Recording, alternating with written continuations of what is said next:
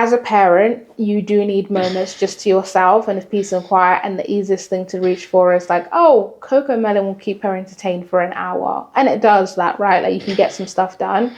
But then I found that afterwards, she was just a little bit more irritable, like a little bit more difficult. Like if I put a task in front of her, it would be hard to concentrate, right? Because you have to be involved compared to TV or just sitting in front of a screen. You don't have to do anything and you out train that muscle of like participating in something.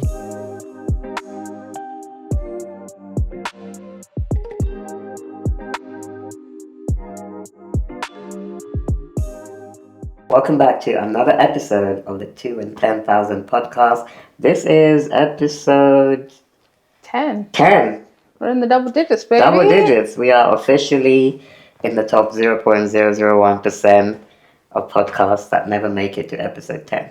Is that a fact? No, but it sounds really believable, doesn't it? I think it's 20 episodes. I feel like I've read a stat that less than 1% of podcasts make it to 20 episodes. So we're halfway there. That's crazy. And I also feel kind of attacked because I had a podcast. I didn't make it past episode 2. Yeah, my own podcast, I think, made it to about 8 episodes. Only 8? Yeah. I loved your podcast. Oh, thank you. Check it out. The episodes are still on YouTube, I believe. On Spotify too. And it's called the Born to Win podcast. Born to Win, 2 with a number 2. Yeah, I did all the artwork for it. Yeah, but we digress. Yes. Not here to talk about other podcasts today. Yeah. If you guys haven't noticed, we're going for like a bit more of like a chatty vibe with the podcast. Obviously, like we still want it. I think we want to try and find the balance between like structure and giving you guys something that feels meaningful, because I do think it's so easy to kind of get on a mic and just talk crap. And we don't want to waste your time. Like we really value your time. But at the same time, I think we've realized through kind of like reading comments and getting to know you guys more, that part of why you did sign up for the podcast was so that you could kind of get this more personable aspect, which you can't always get on YouTube, because obviously YouTube is a visual platform, and obviously this is video too. We put a lot of effort into the setup and making sure we have a great team to bring that vision to life. But it's in terms of like the actual speaking, it's not about have to get this shot and can't talk, because YouTube, it's so, because you're thinking about watch time and all of that, again, because it's our business. So as much as I want to sit down for 15 minutes and talk, I know the watch rate is just going to drop down. So it's like, okay, we need to put some B-roll in. Has to be dynamic. Like show me making a coffee, like whatever it is. So we really know that you guys enjoy like just getting to hear us speak without, anything else to worry about and think about the gimmicks. Yeah. But with that being said, we do have a topic for today. Yeah, we actually do have a topic that we want to dive into, and I think this is probably a good time for us to reflect on this topic. So the topic is around things we wish we knew before having a baby. Yes. And yeah, I mean, there's a lot. There's a lot. So for context, our baby Malika, she's no longer a baby. She's a toddler. She's a big girl. Mm-hmm. She turned 2 in January this year, so just a few months ago. Mm-hmm. And I think even in that first 2 years, we've seen so much change in her. Right. And it's required us to adapt our parenting as she continues to like hit different milestones and just become her own person. Yeah. But I think it'd be really cool to kind of take a step back and like look at some of the things that we wished we knew even before her arrival. Yeah, even before, I guess thinking about like having kids. Because I think it's really interesting, like whenever people think about having kids, you think about having a baby rather than like becoming a parent, if that makes sense, and realizing that you're now embarking on basically a lifelong journey of being a parent. But I think when we think about it, it's like, you get married, you have a baby, but that kid doesn't stay a baby like forever. Like you're becoming a parent, which is a whole journey.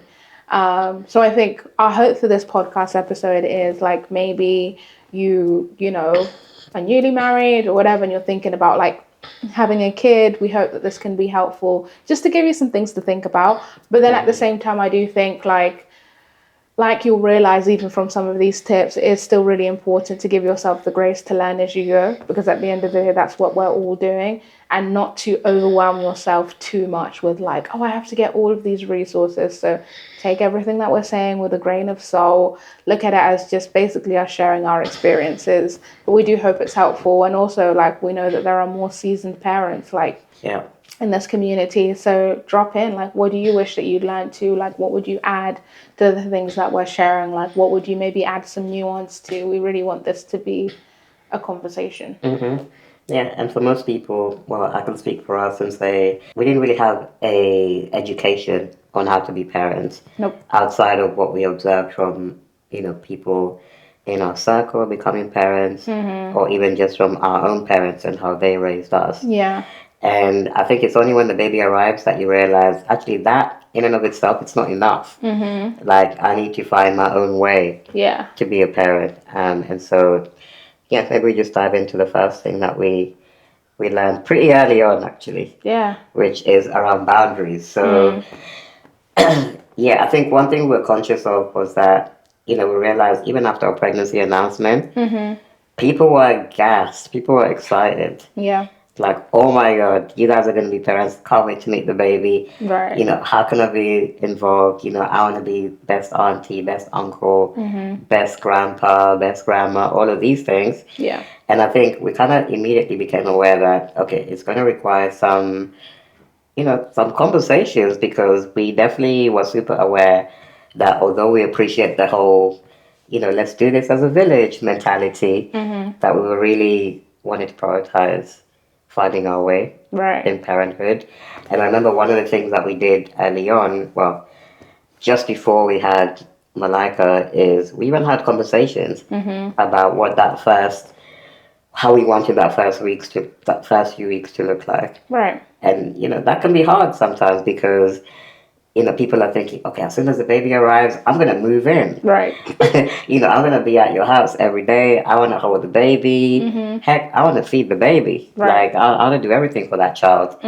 So we literally had to sit down, our family, and say, hey, did we make a schedule? Was there a schedule? Or I think we kind of had a conversation with them. Like, we had a pretty good idea around like what we felt like we would need during that postpartum period. So kind of that first 3 months of Malika getting here, what we feel like we needed. So I remember we did have like a sit down conversation with our family around like, hey, here's what we think we're going to need.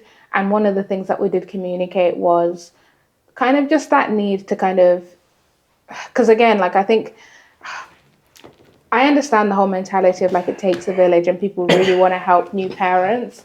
But at the same time, I think it's so important to give yourself that time as well to establish yourself as a new family and as a new unit.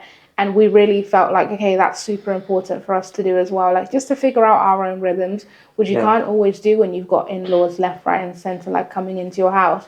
So I think we did communicate like, hey, like, I think we even had like a period where we were like, okay, cool, for this time, like, we're not open to guests. People kind of ignored that.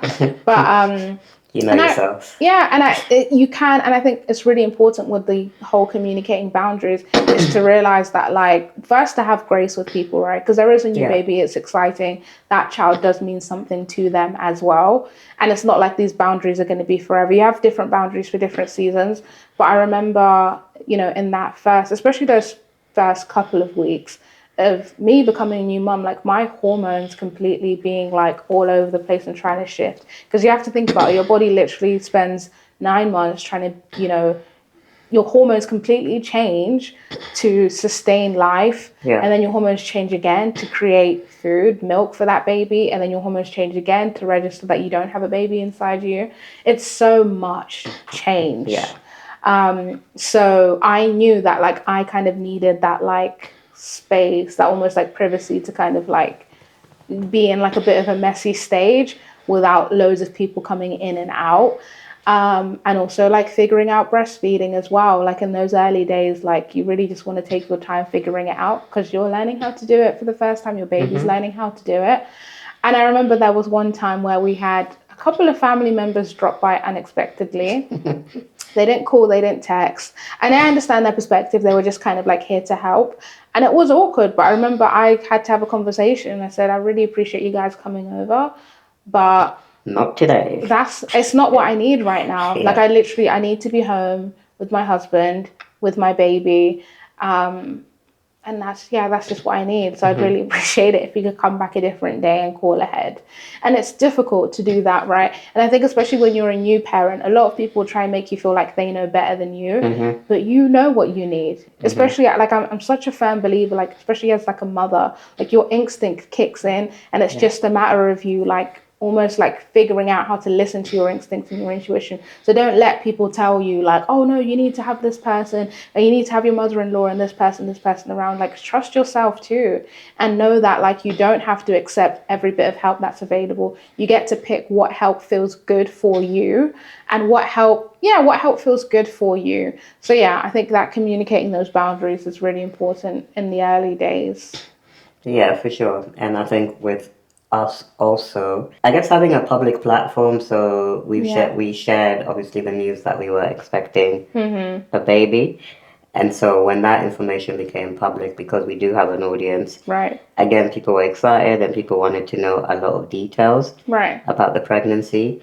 And that can feel a bit pressured as well. I mean, they're not your immediate family. Yeah. But when people keep asking questions about the appointment, is the baby healthy, all of these things, you can kind of feel a bit obliged to share something. Right. More than you're comfortable. Yeah, more than you're comfortable. And I think it's something that we kind of had to really wrestle again because, like they're our audience. They're people that we value, and they're people that have been for us for such a long time. So it's kind of fighting that urge. Okay, I just need to give them something even before I'm ready. And so that was a big thing as well. And I think also on that point of, it takes a village. Like, our village is not just our family, but it's also, 200,000 subscribers. Right. And within that, you'll see comments like, hey, I'm a mom of 4 kids, Right, they'll always start with a statement that qualifies. They start with their qualifications. Yeah, it's like if they want to tell you about, oh,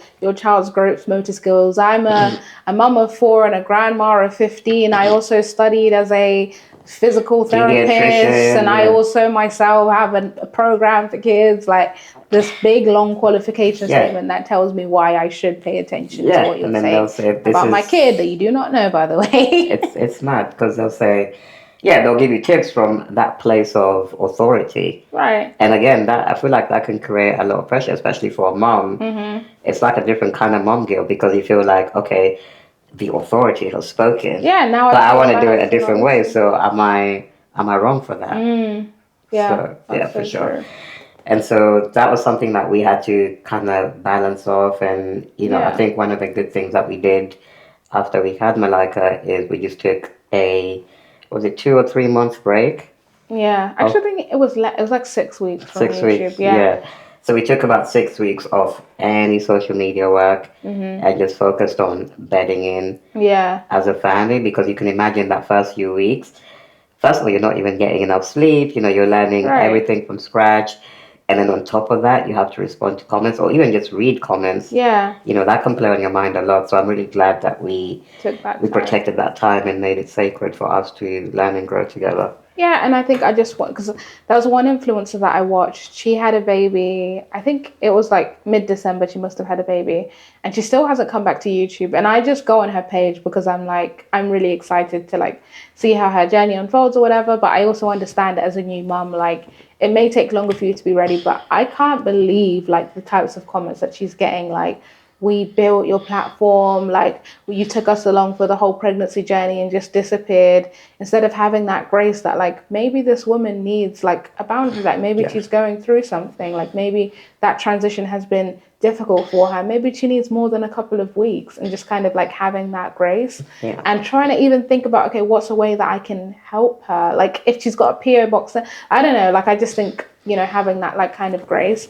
And I think having boundaries, it extends also beyond those kind of like early days and weeks. It will extend to later on in life as well. Like, there's decisions that we've had to make, about our daughter, like, and even about her health and certain things that we will do or won't do, or even things like screen time, and like how, like, we're not no screen type of parents, but I do feel really strongly about kind of like limiting some of that and having like certain parameters. But, you know, people like family members, other people will have opinions on everything that you do. So having boundaries can kind of look like saying, hey, thank you so much, but I'm actually not welcoming opinions in this area. You don't even have to say it like that. Just like ignore whatever it is. Like it's being okay with knowing that like you get to kind of like have your boundaries and decide what you do and don't tell people, you know, between you guys as a couple. Yeah, and boundaries, they become your culture. Yeah. So they become the culture of your home. So you have to champion your own boundary, because if you don't, then your culture just becomes whatever anyone else wants it to be. Right, exactly. It's really diluted. You don't really have a position. Yeah. So I think, it's hard in the beginning, and I appreciate, you know, for some people, it could be even harder because we've got a fairly understanding family. I mean, it wasn't super easy to say to people, hey, like, don't come over, or, you know, this is how we want to do things, which might be opposite to how you want to do them. But they accepted it. Yeah. But there are those dynamics where people will test your boundaries, or they'll just straight up say, no, I am coming to see my grandchild, whether you like it or not. Or you have to do this. Or you have to do this. Or even shame you or guilt you for, you know, neglecting your child just because you didn't do it their way. Yeah, a certain way that they wanted so it. that could be super tough. Yeah, and I think that kind of leads into the second kind of lesson that I feel like we've learned, which is that you really do kind of set the tone, or you kind of set the atmosphere, like you set the culture for your family, and that's something that we really, really learn as well. Because it's so, I feel like being an adult and growing up is so weird, because it's like one day I'm waking up in my parents' house, like under their rules, and the next day I'm someone's mum. Like, how did we get here? Like, honestly, that's what adulting feels like sometimes.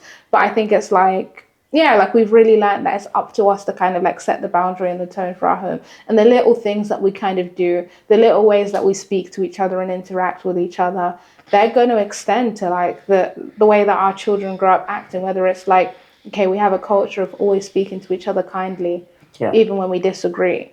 We have a culture of, you know, talking things out, airing things out, not allowing things to fester. We have a culture of prayer first. We have a culture of, you know, helping people when we have the opportunity to. Whatever it is, like all of those like little things that you believe, you're inadvertently like setting the culture for your home and setting the culture for your family, like in tiny, tiny ways. It could be like if one person's getting up to put their plate away, do they, you know, get everyone else's plate too? Because again, that becomes a culture. It could be when you wake up, do you go straight into work, or do you take a moment to ground, to, you know, to read your word, to, you know, just take some time for yourself, to journal, like to whatever it is, because that again sets a culture of like, you know, we prioritize and pour into ourselves before we pour into the rest of the world. Like all of those things are culture setting. And I think when you first hear that, it can feel like a lot of pressure of like everything that I do is now going to become a culture. But actually it's another way to flip it is like it's a privilege, right? Like you can actually look at what are some of the things that I really appreciated that I had growing up, or what are some of the things that I would maybe change, and you get that opportunity to kind of like put those forwards into your child. And there's also so much grace with it because kids are so malleable. So even if you've been doing something one way and you actually, you know, you have a revelation, you change, you grow, and you're like, wait, actually, this is the culture that I want to set. Kids are so malleable that they're really adaptive to like, okay, if you change something, they're going to move with that. Like even with our daughter, I was saying, I've been doing more and more research, and I've just kind of like felt a bit more convicted about like screen time. Not because of screen times in themselves, but it's more just that like I think as a parent, you do need moments just to yourself and of peace and quiet. And the easiest thing to reach for is like, oh, Coco Melon will keep her entertained for an hour. And it does that, right? Like you can get some stuff done. But then I found that afterwards, she was just a little bit more irritable, like a little bit more difficult. Like if I put a task in front of her, she wouldn't harder to be, concentrate. it would be hard to concentrate, right? Because you have to be involved compared to TV or just sitting in front of a screen. You don't have to do anything, and you out train that muscle of like participating in something. It's like the difference between reading a book compared to like watching a series. Doesn't make watching a series bad, but reading a book, it's like a different skill. It's relaxing, but you have to be a participant in it. And I wanted her to flex that muscle of like being a participant. So we kind of, decreased her screen time by quite a lot. And I was thinking there'd be a lot of, she would struggle with it. Backlash. Yeah, but after like, honestly, like they call it like kind of a detox period of a day or two where they're like a little bit more irritable, whatever. If you kind of go through that and like resist the urge, like hey, just give her cocoa melon. Yeah. You know, afterwards, your children actually become easier to parent. Like she became like less irritable. Like you could put a task in front of her and she would kind of get on with it. So, yeah. Yeah. No, she definitely found it easier to engage with. Less screen time. And yeah, I think culture it's a big word, and there's definitely like a high investment in the beginning when you're setting the culture. Yeah. But I feel like once you get over that initial setup, it will bear fruit for a long time. So to the point where, you know, using the screen time as an example, you know, you will then have people who, like your mom has been around and she knows, for example, that we don't do screen time all the time with Malika. Yeah. And so you almost have, because you embody your culture so strongly, other people then, when they come into your space, they become champions for your culture. Right. Because it's just so clear what the identity should be. And so for me, that's something that I will always prefer to invest in. Exactly. Rather than leave it open for whoever walks into our home to set it. To set it so that it can be one thing on a Monday, another thing on a Tuesday. Yeah, and I think that's where kind of this second tip of setting the culture links back to boundaries, because you will have those examples where like the culture is clear and someone just comes straight into that. But there'll also be times where like someone kind of does something that's contrary to that. Yes. And you kind of need to have the boldness to say, hey, actually, this isn't how we do things. Violation. Yeah, in a kind way, but yeah, sometimes it could be as simple as like, hey, actually, you know, we don't do screen times, you know, first thing in the morning. And it could be something more character, like, hey, actually, you know, we don't hit our children, like whatever it is,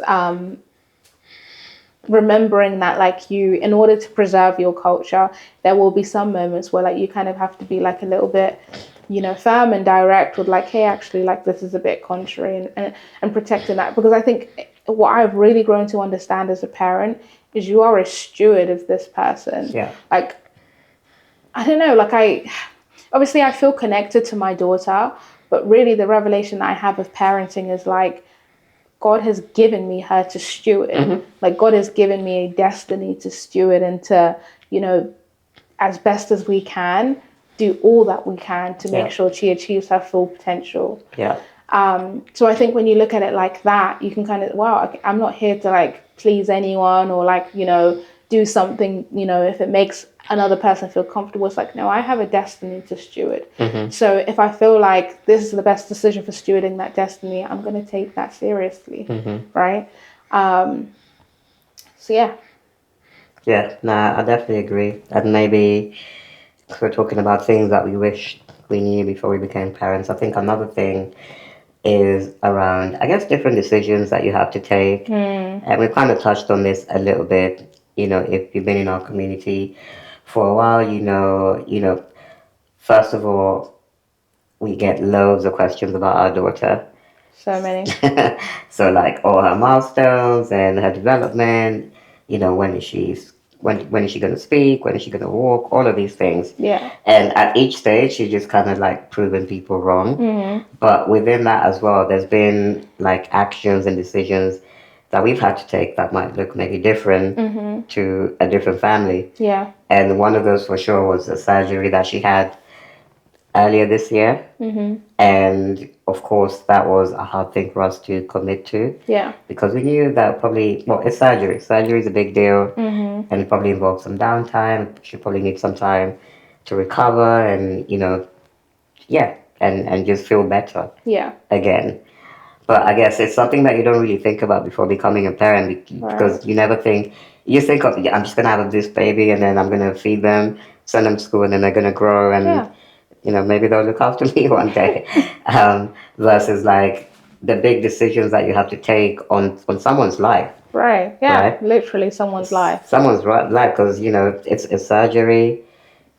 Technically, you're being operated on. Yeah, they're a risk. Yeah, and you're saying, my child is going to be operated on by a stranger. Yeah, they're an expert, but this is somebody that I'm giving, control over my child's life. And that's a different kind of pressure that maybe, I know for sure I didn't think about before becoming a parent, and the weight of that as well. So it's definitely something that we've had to come, get our heads around. Yeah. And, it doesn't necessarily have to be, surgery or anything as dramatic, but homeschooling is another thing that we're thinking about and making that choice. And again, being really sure as to why we want to choose the homeschool route versus, going to a regular mainstream school. And so these are big, big decisions that, when you're thinking about having a family and having kids, they kind of feel like so far in the distance, or they don't feel like they'll be hard. But in the moment, it could weigh on you. Defo. And I think, honestly, the difficult decisions that you have to make as a parent for your child, they start from the minute that you get that positive pregnancy test, right? Because there's so many, even like there's certain tests that you get offered during pregnancy. Some of them like come with different risks. Yeah, that's true. Yeah. And you have to make that decision too. Okay, am I going to risk this for the potential benefit of knowing this? Even discovering certain things about your child during pregnancy. And then a lot of mothers are faced with that decision of like aborting and things like that. And those are like big, big, big decisions. So I think it's like having that awareness beforehand, but not running from the fact that you are going to have to make decisions as a parent, but leaning into God's wisdom and knowing that that's always available to you. Like you may be a parent, but we also have like a heavenly Father as well, like who knows way more than we can. Like he knows the future, right? Like I can make a decision based off of what I think right now and based off of my wisdom. But if I lean into God's wisdom, then I'm tapping into a source of wisdom that's like far beyond anything that I could, even know. And I think it's also embracing the fact that like, as much as you try and analyze, as much as you try and think, there will always be, I think, things that you make decisions on that when you kind of look back, you'll look back and be like, wow, I wish I made a different decision about that. Whether it's something simple like, I wish I took my child to swimming lessons, or whether it's something as big as, I wish I homeschooled my child. There's always going to be things like that. And I think it's being like, we're human, like we're going to, do things. But I also think it's knowing that like, God is always, he's also able to take even our bad decisions or things that we look back on, and use that for his good too. So. Yeah, for sure. And because I feel like that can create a lot of pressure. A lot. The big decisions, because it almost feels like life or death. But like you said, am I going to mess up this child's life, right? Yeah, like I'm responsible if something goes wrong here. But like you said, it's just about leading into wisdom and leading into God's promise for your child. Yeah. Because God's promises are always good. And so that means whatever decision you take, you prayed about it, you felt confirmation about it, God will use that to its fullest form. Yeah.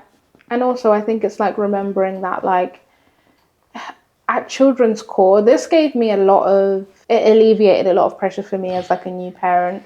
At children's core, especially up to the age of like 4, 5 even, the biggest thing that your child needs from you is a present parent. Yeah.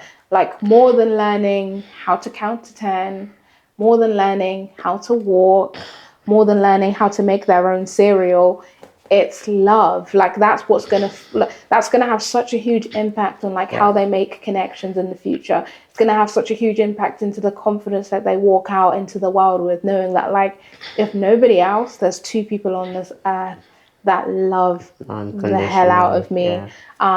And that's what's going to grow children, like human beings that are confident, that human beings that are kind to other people.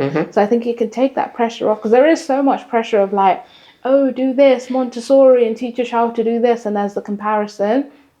But your child, what they're gonna remember is how much they were loved. Yeah. Even on like it helps children to learn too. Like not even on a, fluffy, airy fairy thing. Like loved children learn better. So yeah, like I think that should alleviate some of the pressure off of big decisions that you have to make as well. Is like, that love that you impart into your child and that presence.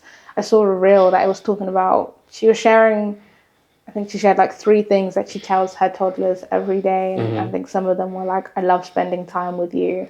I'm really glad to be your mom. Yeah. Different things like that. That's like, wow, like that's going to have a huge impact on those children's life. Yeah, for sure. And yeah, maybe I guess a final point kind of bouncing off of that is, yeah, I think just leaning into your gut instinct, which I guess has kind of been a theme through what we've spoken about, but kind of trusting yourself as a parent. Yes. And remembering that this is your child. It's not your mother's child or grandmother's or whichever auntie on the internet, although they might know some stuff, but this is your child. Yeah. And I feel like God gives us that wisdom. Some people call it instinct or some people call it gut feel. Right. But that comes from God. And so knowing that, whatever decisions that you take in prayer, then those are decisions that you can feel good about. Right. Yeah, because there's just, like you said, there's so much information, floating everywhere, how you should do things. And you might follow everything that it says to do on social media, and you still end up with a child who's unhappy, who doesn't have a secure attachment style, who is anxious, who is distracted. Yeah. Because you didn't do the things that they needed, right? So you just followed the textbook. And so I think that gut feel, gut instinct, listen to it, because those are often the whispers of the Holy Spirit. Yeah. And no one else can give you that. Yeah, that's so good. And I think it's a really nice kind of like balance to kind of end the conversation, because it's as important as resources are. Like no one knows like your child, right? So even like with Malika, there have been different times like where it's like, okay, do we take her to the hospital or do we stay home and like, figure out what it is? And it's literally only your instinct and trusting what you know and how you know your child that's going to help make that decision for you, right? Because there could be, like I've heard stories of where it's like, it just seems like a little cold, but that those parents or that mother had like such a strong feeling like, no, I need to take my child to the doctor now. And that saved that child's life.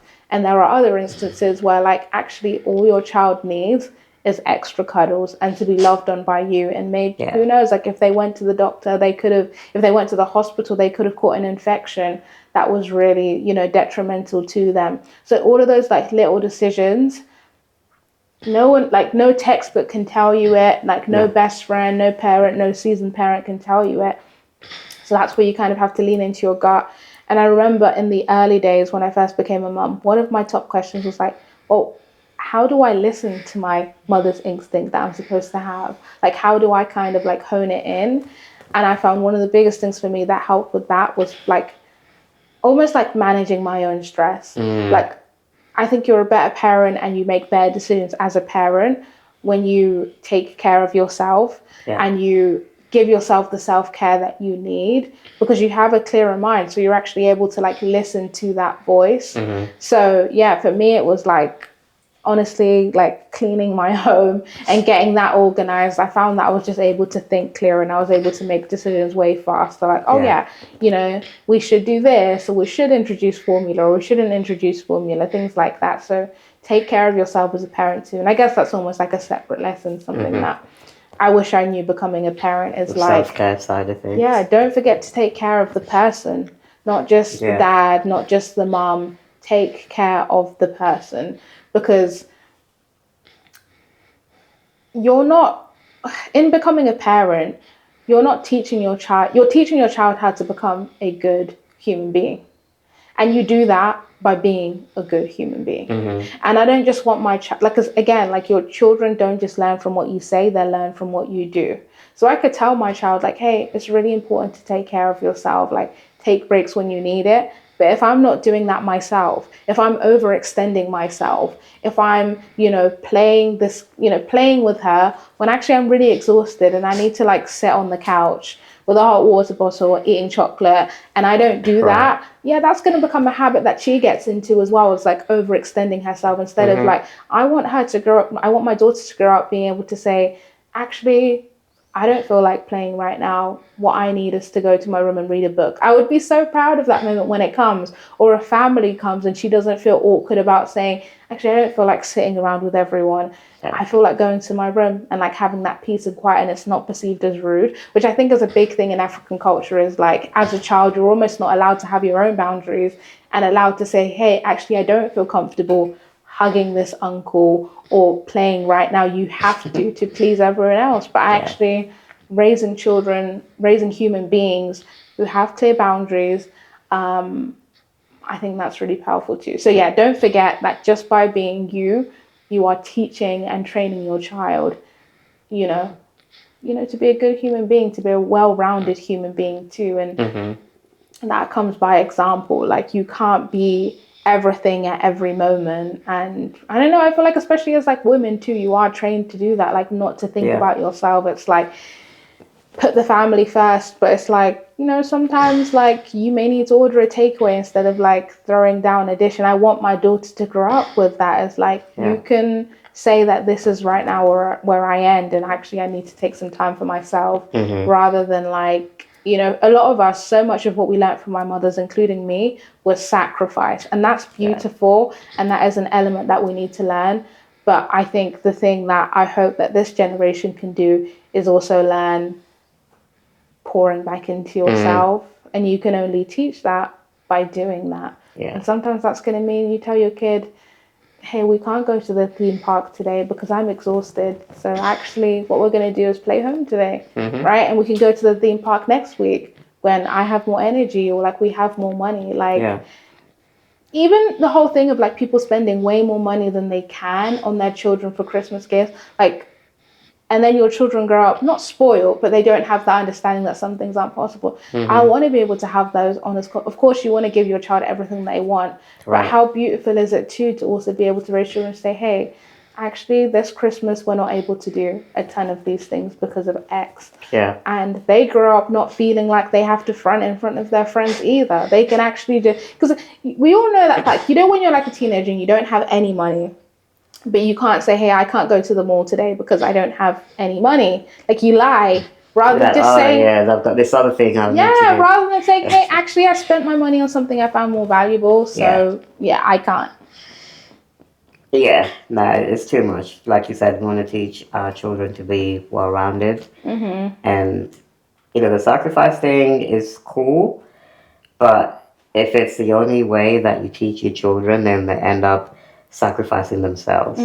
So that's why you end up, because a lot of us observe, like you said, our parents sacrificing so much, maybe the mothers more so. And then we end up with, a new generation of mothers who, they give up everything so that their children can have a good life. But then it compromises them in every other area of their life, as a friend, as a wife, as, as a career woman, or whatever those other things are for them. So it's that balance and just that authenticity of, hey, like, this doesn't make sense right now, and it's okay. It's not the end of the world. Exactly. I actually have a question that I want to ask you. Sometimes do this. I think right now we all know that, like, sadly, we're almost in an epidemic of fatherlessness. Like, we have so many children growing up without a father in the house, especially I think within the Black community. As a father yourself, like, what do you think the importance is of fathers, maybe particularly, like, on daughters, like, in your experience, like, now being a father, like, I mean,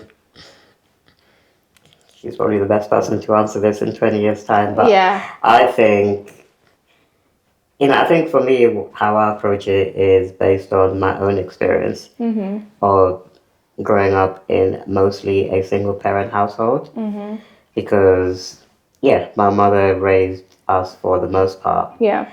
And so I think for me, what that kind of led to was just being aware, especially as I got older and made friends and realized, oh my God, there's this other dynamic where people have two parents in the household. And I could see, almost how more, I don't know, just secure, but I guess at that age, you just thought like, wow, my friends get twice the love that I get. Okay, yeah. Right? And I guess that kind of stayed with me on some level. And I always thought, I want to make sure that in my household, any children that I have will get their full portion of love, not 50%. Yeah. Right?